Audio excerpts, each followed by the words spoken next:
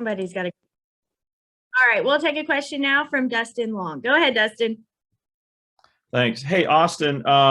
We were just on a call with Cole Custer earlier this morning. He talked about the bumps at Vegas in 1 and 2 and kind of comparing them to the bumps in 3 and 4 at Fontana. Certainly, we saw some challenges for drivers. Are the bumps the same? Are the challenges the same, or is it? Can you kind of explain the differences or the challenges with those, please?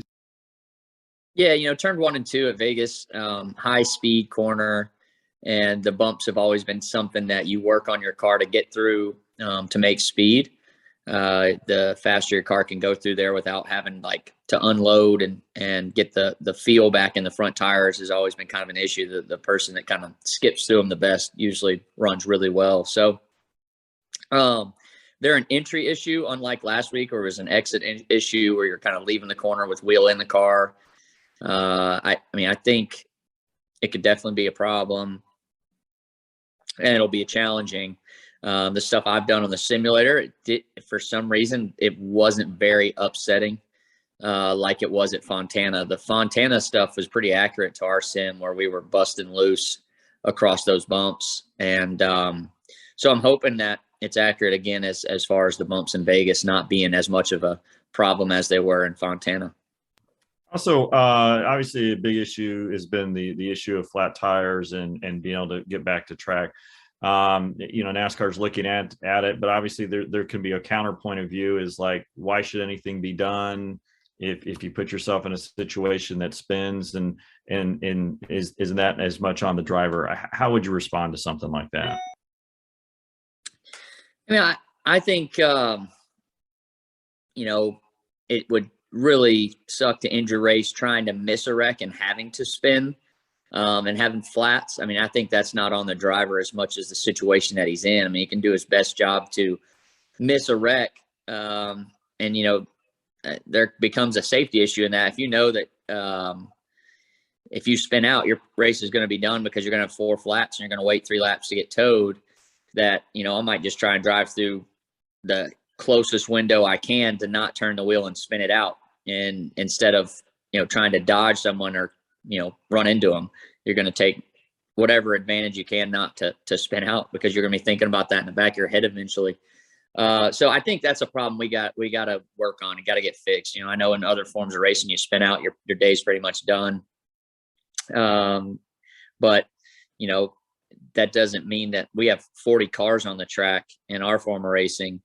And I think it's way more competitive throughout the field than other forms of racing. So when somebody's driving their heart out, spins out, and you're just trying to dodge that wreck, you shouldn't be penalized for that. So I do think that eventually we're going to have to find a fix for that. In the meantime, it is what it is, and you have to try and do your best to miss wrecks without spinning, and then also just drive around the track without spinning. Thank you. Yep. All right. Our next question will come from Jenna Fryer. Go ahead, Jenna. Thanks. Hey, Austin. You and Tyler ran well in Los Angeles. You guys were both really strong in Fontana. Explain it to me. Is RCR made a big step? Is it the new car? Is it that you guys did a lot of work with the new car? I think Chevy in general is in a pretty good position. And then RCR and ECR, we've definitely tried to be the guys to embrace this new car the earliest in the process. You know what I mean? I think some of the teams probably didn't embrace it as much as we did. We saw it coming and just tried to put a lot of effort into it from the beginning. But myself and Tyler I've really loved working with Tyler. He's a great teammate, and I think we both do each other some good. We have different thought processes on things, and I think that allows us to kind of open our minds and push each other in different ways. And I was bummed for him last week. I felt like that was his first win coming for sure, and then all of a sudden we popped up there and had a great shot at winning it. So yeah, it's a good place to be in as far as RCR and our affiliates. Some of our other affiliates looked really good last week with Eric Jones and Daniel Hemrick coming and getting another top 10. So we're in a good place right now. It's still early in the season, but I like where we're at, and we just have to keep progressing. And we definitely feel as though RCR should be, a force to be reckoned with. And we've always felt that way. And now is an opportunity to kind of take advantage of this early start and, keep working hard. A lot of different people are up in the top 10. Suarez had a shot, Eric Jones had a shot. What do you make of that? I think the playing field definitely has, been leveled. You're going to see different guys perform at different tracks. I think throughout the year, the guys that have tracks that they're good at are going to show up. I think the old car, there was so much of a aerodynamic balance that you had to have to be good on a consistent basis. You kind of saw guys come have hit or miss runs on certain weekends, and you had the guys that always performed. And that this new car is going to level the playing field. That's what it was kind of built for. Everyone's got pretty much the same stuff. It's just how you assemble it, and then the setup choices you make going into the race. And there's a lot being learned at a high rate right now. So we're trying to take in all that data as best we can, as our company can, and make the best decisions going into the race so that we can adjust and make our car a little bit better than the other guys. Because we have the same stuff. It's you're buying everything parts wise from different manufacturers. You're not really making anything. And real quick, lastly, your grandfather was on Fox News this morning. He said he's offered 1 million rounds of ammunition to Ukraine. Were you aware of that? Is that something that's all on him, or is the family sort of involved in this? With RC, you never know what he's getting into and doing stuff, but I was aware of it, and I got to watch him. I thought he did a good job, and he's always into everything. So he is inspirational and someone that constantly keeps me working because he's a worker, and I don't think he'll ever stop. Great. Thank you. Thank you. All right. Our next question will go to Bob Pockers. Go ahead, Bob. Yeah, Austin, going back to the flat tire situation, do you feel like NASCAR is going to make a rule change for this weekend, or do you think it's still a few weeks away? And what would be the preferable change? Yeah, I think that's pretty hard. I think I don't think a change is coming this weekend, Bob. I think that right now the best choice for NASCAR is to help the teams as much as they can to keep it as simple as possible. Our guys are working their tails off right now just to get the cars to the track. They're exhausted, and any type of change like that, it just puts a new load on them to try and come up with setups and changing the cars. And so I don't think that change is going to happen right away, especially when we're on this West Coast swing. We got guys flying back and forth to the West Coast, trying to work on the car, get back here to try and work on a setup, and then flying back out. So there's just a lot going on, and we're trying to repair things. And so I think NASCAR will make the right choice. And when they roll out something for this, I think we need to get caught up a little bit more before we make, just a shot in the dark at it. It's pretty complicated to fix the problem, because we've seen good racing so far. A lot of people like what we saw in Fontana as far as the racing goes.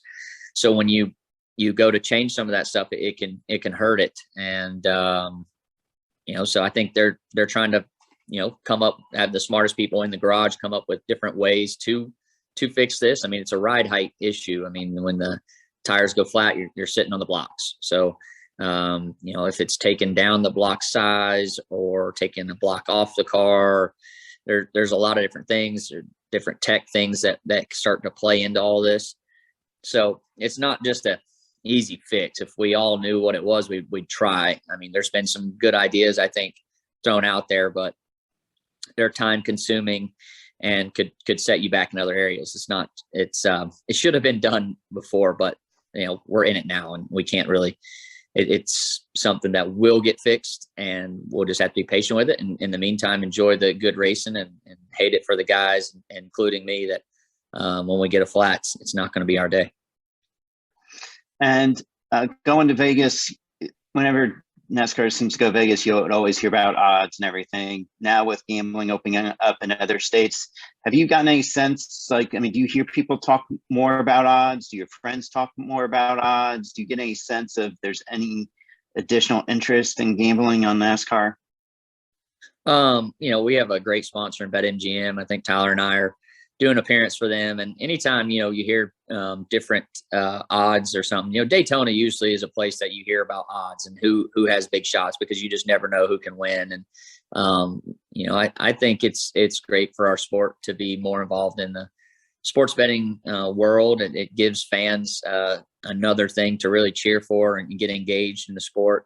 But I haven't really, experienced anything more than what I have in the past with fantasy NASCAR. Most year got you on their fantasy team, but it hasn't really, been brought up much, as much or more than it has in the past. Thank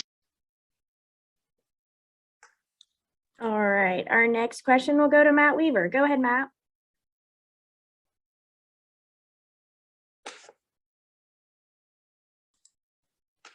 Matt, can you hear us? Oh, sorry. No, you're okay. Go ahead. No, thanks again for taking time this morning, Austin. I got two for you. First one, as it pertains to this car, what is the difference between hard to drive and snappy loose? And when it comes to that, like, what do we think Vegas is going to look like after Fontana? Hard to drive and snappy loose. I think they kind of play together. There's just not a lot of forgiveness in this car, is the best way I can put it, which makes it hard to drive. And you have those moments where you talk about snappy loose.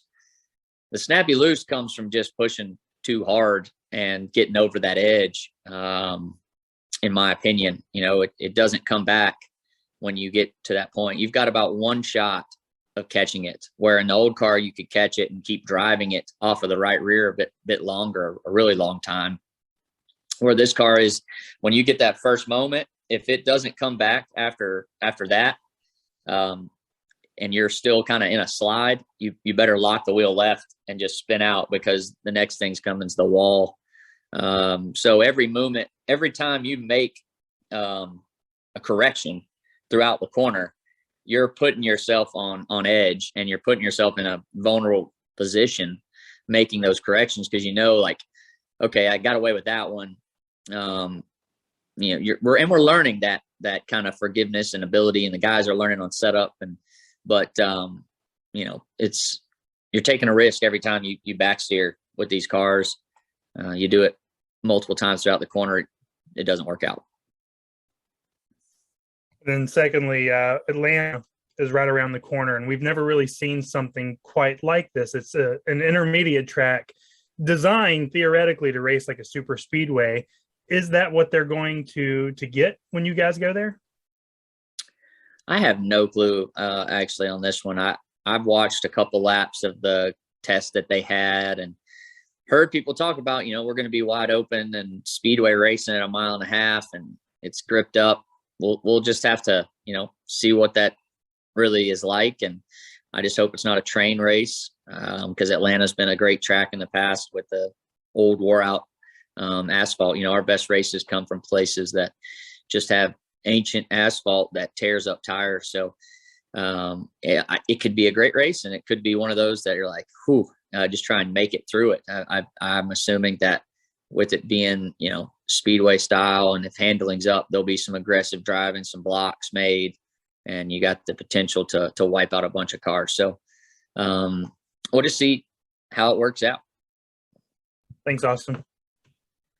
All right. Our next question will go to Lee Spencer. Go ahead, Lee. Thank you, and thank you for joining us. Just curious, did having the opportunity to work give you guys time to perfect the pit stops? Because Tyler's pit stops were just absolutely lights out, and I wasn't paying as much faster at the end, but the pit stops just seem to be off the chain for RCR.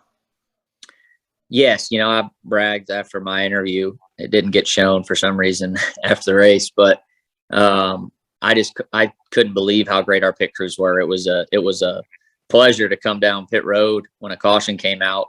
The guys in the off season put in a lot of work, and I was at the pit crew competition, and it was kind of disastrous, truthfully, and kind of funny. And we felt like we have 5 teams, I think, right now at RCR that we send to the track, the 3, the 8, 43, 42, one other I'm forgetting, I believe. Yeah. So anyways, our development team ended up winning the competition, and we were kind of like, wow, like that wasn't supposed to happen. And, but we had heard how great they had done during the off season, and we felt like we were pretty prepared and just needed to get to that first race. And, man, they were on it. The 8 and the 3 looked great. Everybody had solid pit stops, and, adjustments and where you park in the pit stall really matters. So getting stopped correctly helps those guys, tremendously. And then they have a really hard job of hitting perfect hangs and, getting those lugs off and not leaving a wheel loose. It's a lot goes into that, being fast and trying to be perfect at the same time. So the guys had a really good weekend. I thought that that last pit stop, I was like, man, if we come out on the front row here, we're gonna have a shot, because I knew how good of a short run car I had. I could really cut the bottom. But yeah, that was the only one that we didn't gain on, was the last stop. We really gained on every other pit stop. So it was a great day for the 3 team, and obviously the 8. They performed great when they were out front and did their job. And you talked a little bit about Tyler. You a question, but at Daytona, Kyle Larson said he thought that Tyler would be the next breakout driver. And I'm just kind of curious, somebody that just has his ambition and his talent, has that, kind of pushed you to up your game as well? Yeah, I think, Tyler he's an aggressive driver. He's got a positive attitude, and, like you say, he's got a lot of talent. He goes places that guys don't go right off the bat. And it's good for me, because he can go test it out, and I'll figure it out during the race usually. And we progress differently. And I think that some of what I do and some of what Tyler does, if we both kind of gain on that throughout, we can be really good. I think, I'm a patient driver. I constantly am trying to, make my car better throughout the race and try and keep up with the track. Tyler's, he's going to fire it off in there first lap, no matter what. And it's going to stick or not. And that's the great thing about him. And he works as hard as any driver I've been around at his craft. And I think that's another reason why he's doing so well. He really puts in a big effort, and we're working well together. And I think we both are good for each other. Really appreciate your time today. Thank you. Thank you. All right. Our next question will go to Trey Downey. Go ahead, Trey. Hey, Austin, want to look ahead to Phoenix next week a little bit. We've seen this car on multiple different styles of track. Daytona, the racing was pretty similar. Auto Club, obviously different with the increased horsepower and lack of side force. What do you expect the racing to be like in Phoenix? And do you expect any noticeable differences from how the previous car raced there? Well, I tested one day there. We didn't really get around a bunch of cars at the test, but I mean, one thing about Fontana, reason being, I feel like a pretty solid race. There's a lot of options at Fontana, places to go find some air for these cars. So the places that, I think short tracks are going to be great for this car, and the Richmonds, the Martinsvilles, different places. Like you saw, LA was a great race, but Phoenix is kind of like in between a short track, and then you start getting into a bit of an aero problem at Phoenix. You start relying on downforce and different things. So it's going to be important to qualify good, I feel like. And I do think that tires are going to fall off a lot, pretty good amount at Phoenix, which will be nice. And we'll just you have to set up your car for that, and hopefully you make it work. It's going to be a race either way. I don't know how great it's going to be. I think it's performed well so far, so I wouldn't underestimate it and think that it's not going to race good, because I mean, it's a challenging car to drive, and it's putting on a good show so far. And how much do you think that you'll be able to take from next week to when we go back for the championship in November? Or since we're learning so much about this new car, are we going to be on a completely different page by the time November rolls around? I would say some things will probably change, but not a whole lot by the time we come back. So you just take good notes, and anytime you go to the track, I mean, we're going to be writing notes every weekend, talking about parts, pieces, thoughts on, how to drive. It's a whole new notebook, and you'll take them. And even if you don't go back to a track or you change tracks that you'll never see again, there's something that you can learn and take to the next event. Thank you. All right, our next question will go to Daniel McFadden. Go ahead, Daniel. Hey, Austin. So outside of the races that you've won in the last few years, Sunday was like the most dominating performance that RCR's been able to put together since about 2013. What's the vibe been at the shop since you guys got back to welcome? It's a good question. Half the shop's gone, so it's hard to kind of get everybody in the building and see them and see what's going on, because people are just so busy right now. I mean, I'm headed that way here in a little while, and then I got to go to the simulator. But I'm getting texts from guys. I think that's the best way to kind of know guys that you have been in the shop for a long period of time, that I've known for a long period of time, that are pumped and feel like, we're going to string off some wins this year. So, hearing it from those guys that are excited, I know that just boosts morale and makes them want to work that much harder when they see the runs that we had this past weekend. So outside of winning races and making the playoffs and all of that, are there any specific competition goals that the team has set for itself to achieve this year, especially with the new car in place? Yeah, for me, I mean, the only reason I love doing what we do, but I mean, for me, it's winning a championship. My goal is to be the only guy to win, to be the first guy to win all three. That's what I put the effort into. It's what I spend my weekends for, is to try and win all three. And can you guys still hear me?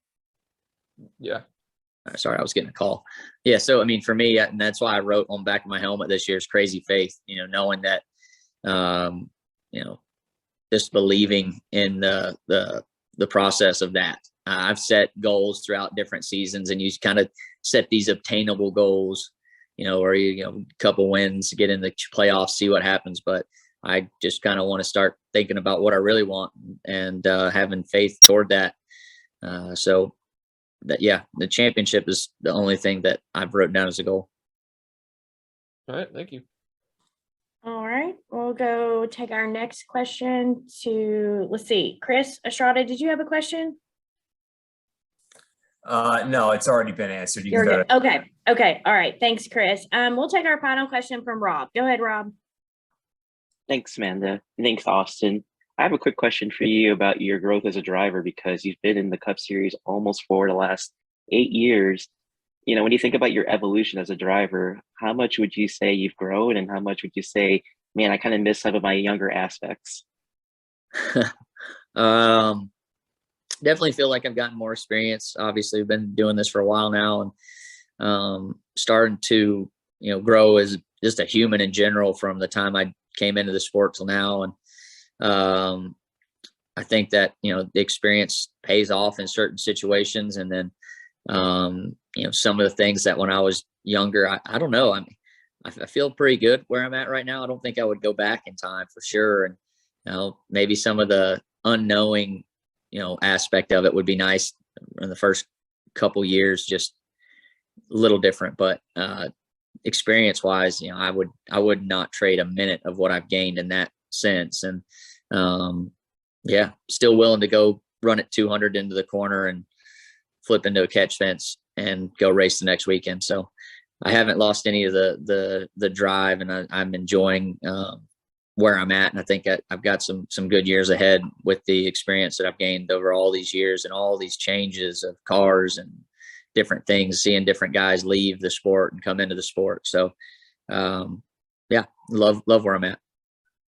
Excellent. It looks like you cut the hair off as well. No more mullet for you? I got a little something back there. But yeah, it's a little thinner on the sides. I got rid of some of that stuff in the back. A little bit of aerodynamic work for you. Exactly. Yeah. My head was starting to hurt in my helmet. Well, thanks, Austin. Thank you. All right, Austin, thank you again for joining us. We really appreciate it. And we wish you the best of luck this weekend in Vegas. Thank you, Amanda.